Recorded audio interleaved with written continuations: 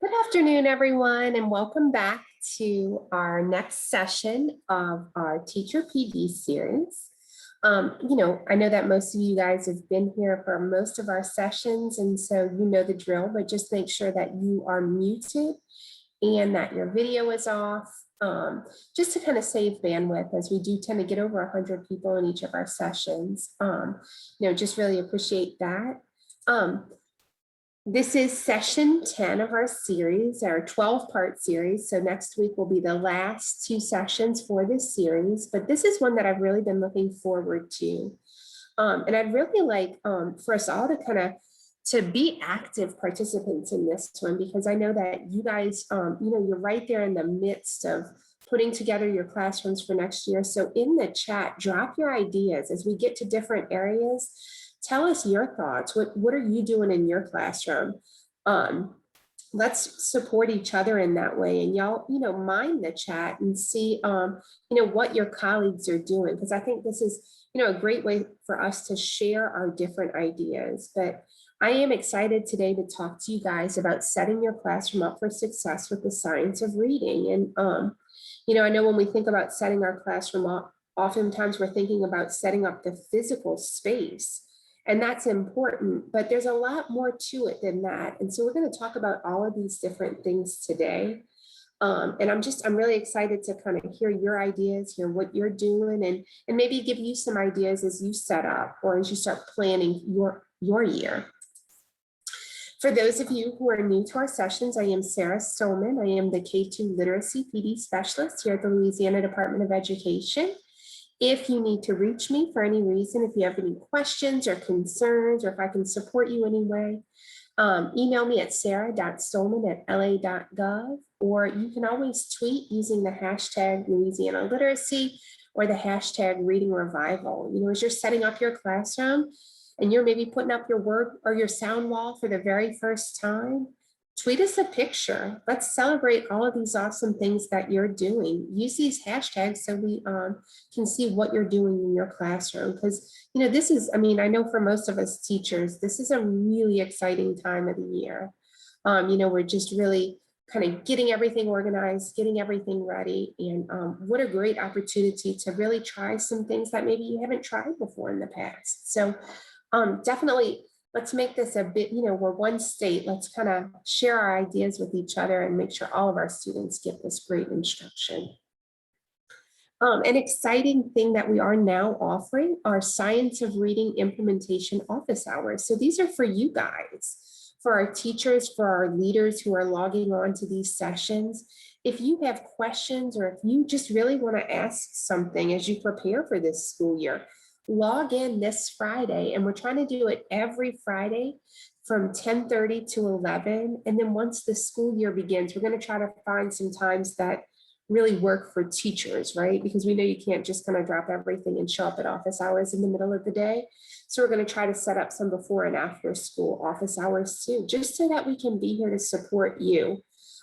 This is just a time for you to ask questions, get some fun facts, talk to some colleagues and peers. So log into that. They're going to post that link in the chat. And remember, the password for that is literacy, but that's this Friday. So in our last session, we talked about vocabulary, and we spent some time explaining how vocabulary is an essential part of reading comprehension. And we also shared ideas for how we were able to build students' vocabulary so that they can engage more deeply with complex texts. We talked about this 4-part model where we, expose them to rich and varied experiences with language. We provide them with systematic and explicit instruction with vocabulary. We make sure they understand word parts and how to make sense of words based on what they see in the words. And all of this very, very important work that they can do to figure out what they need, how they can figure out words they don't know and deepen their vocabulary. And building that word consciousness, make them lovers of words. And when they don't understand words, they seek out those definitions to those words. Today's objective, though, is that by the end of this session, you guys are going to be able to describe how you can set up your classrooms for success with the science of reading. You're going to talk about the role of sound walls, classroom libraries, and to some extent, we'll talk a little bit about small group plans, although that will be part of a upcoming session for you guys. And we're going to identify activities for what students who are working independently can do to remain meaningfully engaged. So we're going to talk about these things, and in those remaining 2 sessions, we'll really dig into some of these topics even more too. So make sure to log on next week as well. But as you begin to prepare your classrooms for this upcoming school year, it's so important for you to just kind of reflect on how you're going to organize your room to support the principles of the science of reading. So one of the, we in our literacy library and on our literacy landing page, we have so many great resources for you guys. And it's definitely a great starting point for people who are maybe saying, okay, I've been teaching for a while now, but I really want to try something new. So I'm going to really investigate these resources. Or maybe you're a new teacher and you really don't know how to set up your classroom. Go explore these resources. But one great place to start would be to start by reviewing this effective literacy implementation for teachers document. And I'm going to click right on here. And you can see our literacy division developed this document, and it gives you a great roadmap for what a great science of reading aligned classroom can look like, what we're going to focus on. And this is directly aligned with our 4 pillars that guide all of the work that we do as a literacy division. You talk about setting those goals, planning and delivering that high quality core instruction, using those best practices for foundational skills, developing interventions, classroom libraries, professional growth, which you guys are all already doing by coming to these sessions, and engaging those families. So, thinking about these things are really going to help you set up your classroom for success with the science of reading. In addition to this document, you can see that we've created a document that details the best practices for reading foundational skills. This is another wonderful resource for you guys, just kind of a one-stop shop. If you're in a school building and you have colleagues that are like, hey, you've been going to those sessions and I want to know a little bit more about the science of reading, this is a great thing for you to pass along to them. Just kind of details what a science of reading aligned classroom looks like when it comes to reading foundational skills. And you can see it describes the sound walls, how you use phonics, practicing those skills with decodable texts. So this is a great resource for you guys to have and to utilize as you're kind of planning for your class, setting up your class. So again, going through those resources is a great first step. Go on that literacy landing page, and I'm sure that somebody on the team can kind of pop that link right there in the chat. But go on that literacy landing page and explore these resources, because that's going to help you really make some good decisions about how you want to organize and set up your classroom and just your procedures for teaching. And we're going to talk a little bit about some of these things today. So hopefully you'll find this very, very helpful. Now, I know one of the things like the new teachers, or really all of us, myself included, is just kind of this classroom environment, right? Now, when we think about this, I think one of the things I would notice a lot, like with teachers, is that we spend a lot of time thinking about what we want our classroom to look like. And I mean, teachers are truly artists. Like, you go into their classrooms and they're themed so beautifully. I mean, they might have an under the water theme or a barnyard theme or something like that, that just makes it a very positive place, right? And while that's wonderful and does kind of create like a great environment for our students, we really want to keep at the core, like, what is the most functional use of this space? And one of the things that I would always kind of coach my teachers, an idea that I would always use to kind of coach my teachers is this idea that building a classroom environment that supports the science of reading is best done collaboratively with your students. Now, I know a lot of times we want to have everything up before the students get there, and we want it to look like they're ready to walk into that. But really, a true learning laboratory, which is what we want our classrooms to be, is a place that you're building with your students. And that's not to say that you can't have your, your themed things, but we don't want that to take over the space and prevent it from really reflecting the important work that we're doing. Now, I will tell you that as a teacher, when my students would arrive on the first day of school, it would be a blank space, right? I might have some bulletin board paper lining the bulletin boards, but there would be nothing on the bulletin boards. We would work to build that with our students. And I think the same thing goes for setting up those sound walls and word walls or sound walls that we're going to talk about just in a second. Build that with your students. Consider leaving it undone until your students arrive, and then create your resources together. Those anchor charts, don't put those up before the students get there. You're building that with the students. Your sound walls, as you introduce new phonemes, you're putting them up on the wall, but don't have it all built before they get there. You want them to be a part of building that. They're going to own it that way, and they're also going to use it more meaningfully. So let them be a part of that process and be comfortable with your classroom looking a little bit undone before they get there. Leave that space open. And when your parents come in for those meet and greets, that's something that you can share with them. You may notice that the walls in my classroom are a little bit empty. That's because we like to build our classroom together with our students, and we like to engage them in the act of creating the resources that we place on the walls. And like I mentioned, this is really going to ensure that your classroom becomes a true learning laboratory, a place where those students are active participants in the learning. And that might be a bit of a mind shift for some of us, because I will tell you, like when I first started out teaching, I loved it. I had a fairy tale themed classroom, and, it was really beautiful and cute. But when I think about, was it really a space that I had created collaboratively with my students? I have to honestly say no. And so over time, I kind of grew to see the value in that and to really making it that for my students. Now, I also want you to think that as you develop or review your scope and sequence and your unit plans for the year, have a vision or a plan for how you're going to modify your classroom environment to reflect this new learning. One of the things that I really found powerful and impactful is, as we moved from unit to unit, so as we moved to different content areas, and I'm thinking in particular about the background knowledge, I would really try to create an immersive experience for my students. So I'm going to explain what I mean by that. So we might have been doing a unit on astronomy.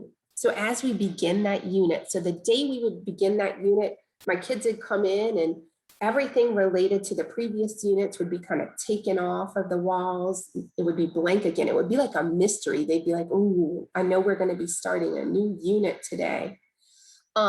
And then as we moved and built that unit up, the resources that we created started to fill our walls such that they would use them. They'd use them to support their writing. They'd use them to support their responses to questions that I might ask, right? And then I would try to bring in things that would support the learning. So if we had a unit on astronomy, I'd bring in like space items and things like that. So, if we had moved from a unit on farms, all of the farm stuff would go away, and then all of the space stuff would come in. And it really just pushes them to think and to use that content specific vocabulary that we talked about. And really they're immersed in this unit, and it's all going to come together in all that they do. And it really, really benefits them. Another very powerful thing that you can do is collaborate with, if you have specials or enrichment classes, in particular the library. Share with them what you're doing. Oftentimes they can tailor their lessons to support the work that you're doing too.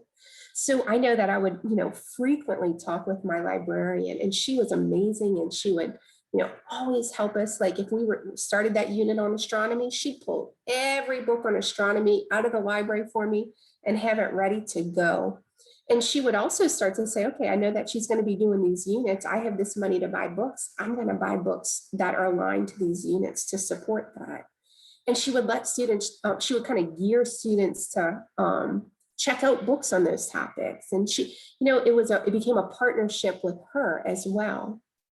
PE, all of these different special classes or enrichment classes, if they know that you're working in these content areas, collaborate and share that with them, because it then truly becomes this immersive experience where they will be using that knowledge and deepening their understanding of that knowledge in a way that just kind of 1 hour of sit and get per day is not going to do it for them.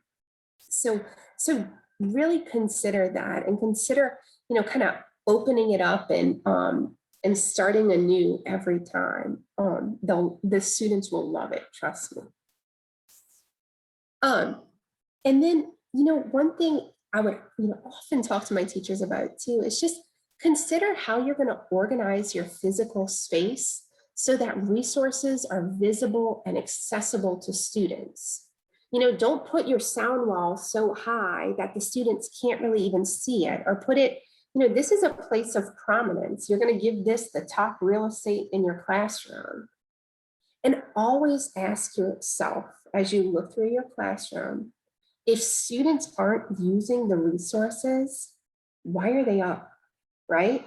Don't allow it to take up valuable real estate in your classrooms. And, some of us have massive, beautiful classrooms that have tons of wall space. And then some of us are, scrambling to find any place to hang something up. But, really being intentional about what you display is powerful. Don't let your wall space get so cluttered that students aren't really zeroing in on what are these crucial resources, like those sound walls, like those content specific anchor charts that you're developing for your students to support their background knowledge. And really, again, be intentional about it and mindful of it, and always ask yourself, is this something that the students are using? And if the answer is no, get rid of it, right?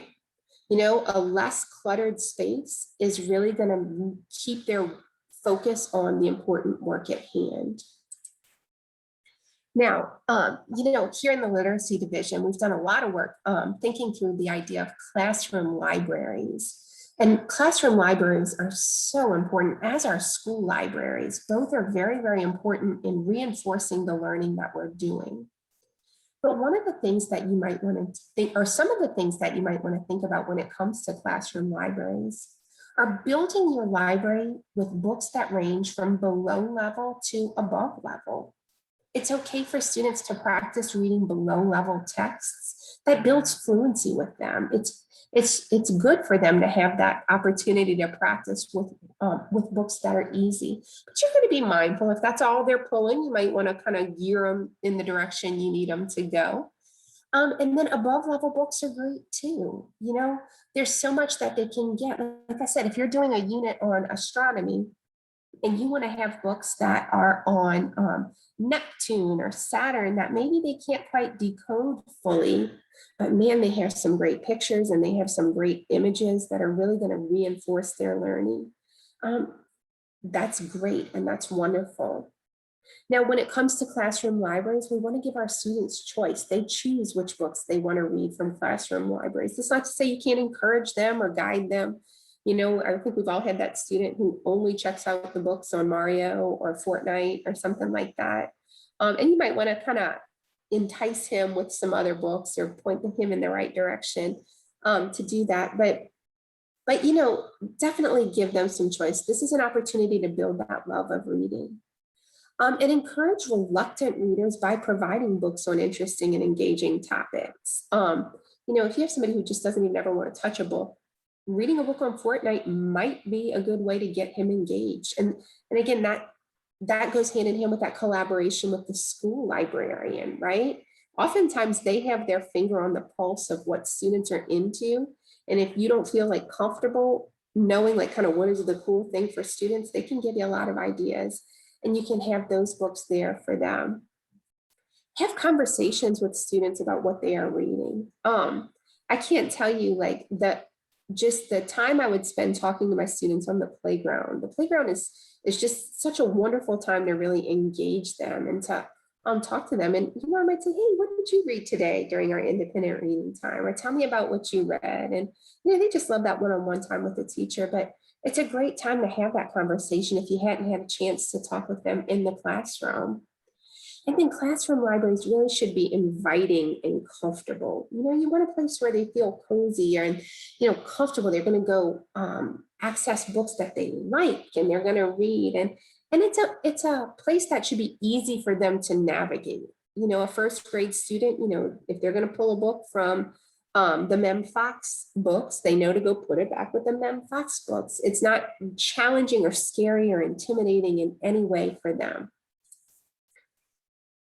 Now, I know a lot of you guys probably have some questions about sound walls because this is a big shift and it's a fun and exciting shift and it'll really make a difference. You'll see a huge difference in how this resource supports your students' learning compared to more traditional word wall, right?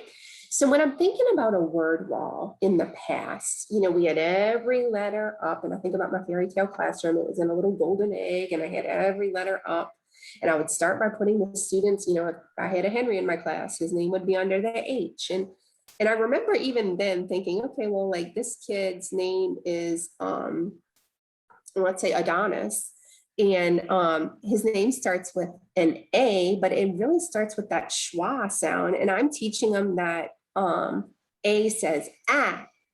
And so, sometimes the kids would ask, like, why is his name not Adonis, right? And so we think about, the problems with a word wall. But a sound wall is an integral part of a science of reading aligned classroom. And again, a sound wall is ideally built with your students as new sound spellings are introduced. So it's not something you just have up and ready to go for when they get there, because then they're not going to have any ownership of it. You're going to build it with them. Now, where a sound wall differs from a word wall is that instead of focusing on those letters and those initial letters at the beginning of words, sound walls focus instead on the phoneme grapheme correspondences. So remember, a phoneme is the smallest unit of sound in a word or in our language, really.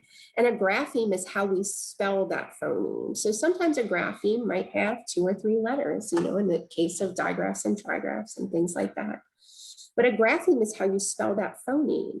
Now, a phoneme can have multiple different ways to spell it. You can have, one sound can be spelled in many different ways. And a sound wall is going to display all of the different phonemes and all of the different spellings for those phonemes. And in addition, one of the cool things that you're going to see with a great sound wall or a well-developed sound wall is that you're going to see pictures of a child's mouth articulating the phoneme.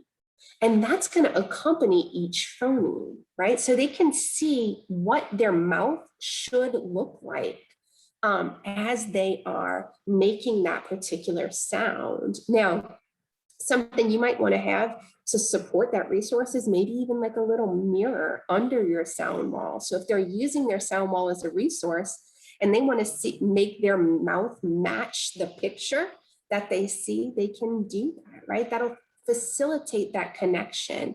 I did a lot of work with mirrors and helping them see what their mouths were doing as they pronounced these phonemes and as they articulated these phonemes, because once they understand that, it just solidifies that connection in their brain.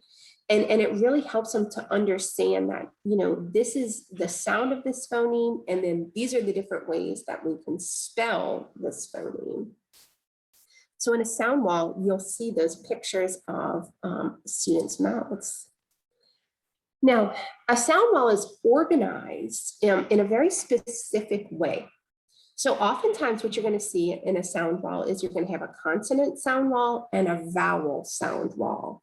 And within those different sound walls, they're going to be organized by the ways in which the sounds are articulated by their students. Okay, so when I'm talking about a vowel wall is typically going to be displayed in the shape of a valley or a V. Okay, and it's going to serve as a visual representation of the opening and the closing of the mouth that is associated with the articulation of vowel sounds. So, you know, like when we teach vowel sounds, we talk about how the air just kind of comes through and there's nothing really stopping it. And that's what distinguishes a vowel from a consonant. And so I'm going to show you guys a picture of this in just 1 second, a really good picture of a sound wall. But a vowel wall is going to be organized in that valley way, in that V way, along with the pictures. And then a consonant wall is going to be organized a little bit differently. So the consonant sounds are going to be organized by what the tongue and mouth are doing. You know, so we kind of have grouped our phonemes in these categories like stops, and that's where we have a puff of air and a blockage with some part of the mouth, like when we hear the sound B or K.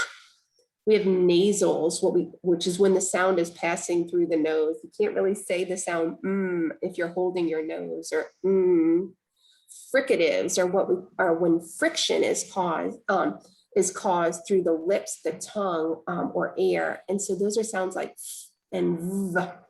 Affricates, they begin as a stop, but they end as a fricative, like ch or j, right? Like they begin as that stop, but then they open up into a fricative.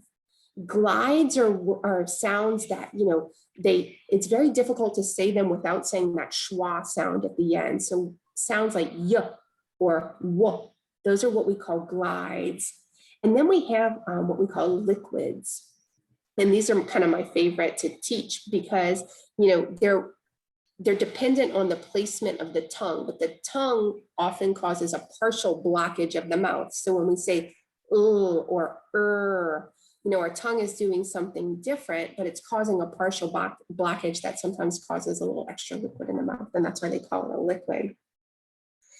And so we organize it in this way. Now, surely you do not have to identify them as fricatives and affricates and stuff like that for your class, but it's really good for you to know, because the way that you're going to communicate it to your students is that, you know, these sounds have you do something similar with your mouth, right? And our goal is not that they memorize what they're doing with their mouth, but if that works as a support for them, that's wonderful. And that's what we want to happen. Right? But we're not quizzing them on, is this a nasal or is this a glide or anything like that. But you should know that as the teacher, because it'll help you if they're struggling. Like if they, it's just might be an additional way to support them. But as you organize your sound wall, you can do that. Now you can look here and see, this is actually from our coaching pilot. One of our literacy coaches across the state sent us a picture of this wonderful sound wall here. And you can see it's divided by consonants and vowels. The phonemes are displayed on those green and red cards, and then the spellings are the white cards that are beneath them. And you see they have pictures of the mouth and what the mouth does, and just such a great resource for our students. And I would definitely, you know, there's so many great resources out there. If you need additional help on how you can put this together for your students, send me an email. I'm happy to send you some resources that will support that. But that is how you would organize a sound wall. And then when we talk about kind of setting our classroom up to support the science of reading, I want to talk a lot about just background knowledge. And, you know, I've emphasized this throughout this session, but as you enter into a new unit of learning, consider removing resources from previous units that do not support current learning. Now, don't take down the sound wall, right? Because they're going to be using that in every unit. And that's more focused on your kind of foundations. But as you're moving into new units, consider what continues to support the work that you're doing and what does not, and be okay kind of letting things go. Use your wall space to display anchor charts that support the learning and can serve as resources like for vocabulary or ideas that will support student mastery of the content. And these, I will tell you, will support your students speaking and writing about the content area.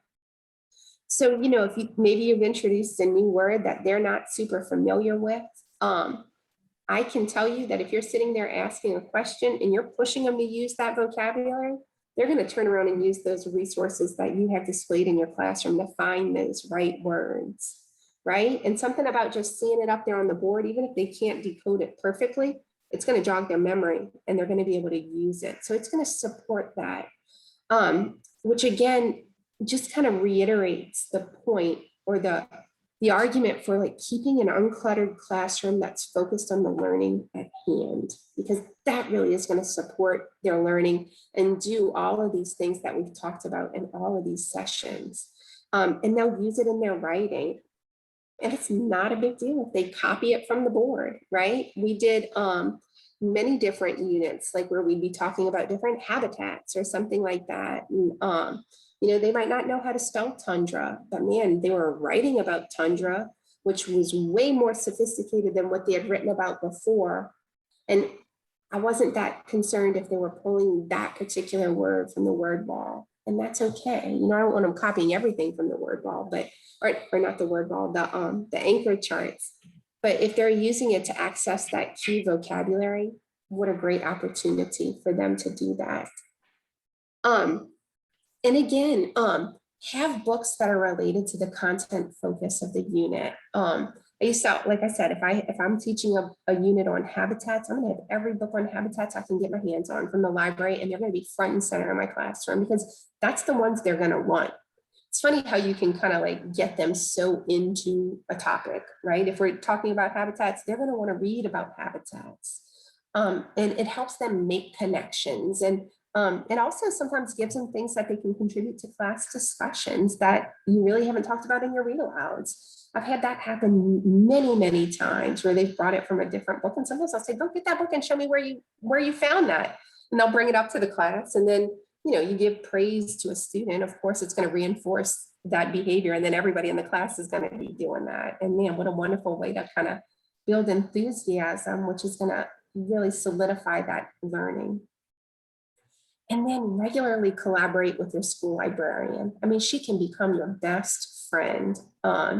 Let them know the focus area of your units. That's time well spent. My librarian, like I go in with a list of books and I'd be like, hey, look, we're doing these units. Can you order these books? And she'd order them for me. And then she'd have suggestions for me, or she'd have suggestions for other media sources that were so valuable. So we became like great collaborators, and that's such a great way to like kind of really reinforce the work that you're doing and spread it across the school. And, as an assistant principal, I would have loved if my teachers came to me and said, hey, look, can we, we're doing this unit on astronomy. Can we convert our whole hallway into a space themed hallway or something like that? And I would have loved that. And, through collaboration with all of the stakeholders in the school, you can really deepen that experience and just make learning so fun. But more important than that is so valuable, and it will stick. That learning will stick. So I'm going to just I know we're going a little over time, but I do want to talk to you a little bit about tracking learning. And we're going to talk about this in upcoming sessions, but you have to have a system for tracking your student learning as it relates to those principles of the science of reading. You want to have those regular formative assessment opportunities that are embedded in each lesson, so you can quickly diagnose where gaps in student learning are, and then zero in on what are those key elements of skilled reading. Use this information to develop a clear understanding of where your students are in their progression to proficient reading. Think about Scarborough's reading rope and determine if you are making strategic efforts to track information for each of these strands and threads.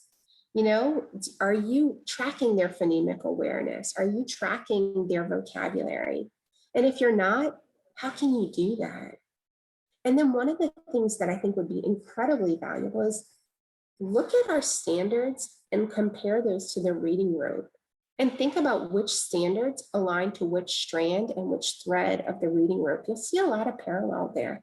And you'll really be able to kind of nestle them in there. And that would be especially valuable if you do standards-based reporting or something like that. Use those assessments that your curriculum provides, but definitely have a clear sense for what they're measuring. And it's okay to fill in those gaps. If you need more information, find a way to get that information. We're going to talk a lot about formative assessment and diagnosing students' learning next week, so log in for that. But this is an important part of a classroom that's set up for success with the science of reading. So just my final thoughts, it's so important to set up your classroom for success with the science of reading. It's not just about that physical space, it's that system of learning that you're setting up. The space is just one aspect of that system. Establish your physical space collaboratively with your students. Focus less on the cutesy, but more on the content. And it's okay if the content is cutesy. I'm not saying you can't have a cutesy classroom, because I love those cutesy classrooms. But really, it's much more about the content than the theme, you know? So think about that, and don't let the cutesy stuff consume your classroom. And really just always be operating with this vision that you have for where you want your students to be at the end of the year, and what are the things that you need to do to get them there.